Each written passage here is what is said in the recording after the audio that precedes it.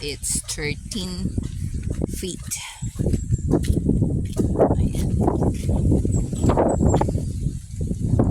How much it's cost? It's 16,000 pesos.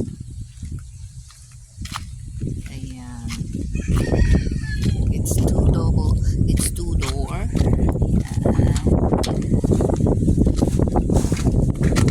Ayan, with a division in the middle, with a steel matting and bars across this side and going that side, and then bar in the middle, and then bar on this side.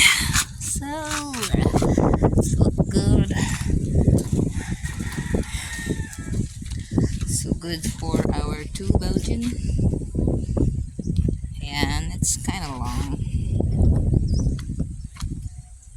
but at least they be able to play, and they have space so they can play inside. They are not gonna stay all the time in the cage, only when we're going out or we're doing something busy, so they don't chew the plants and any stuff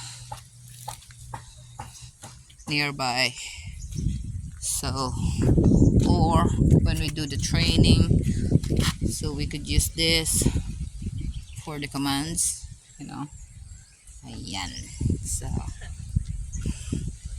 nice, I like it. It's long actually.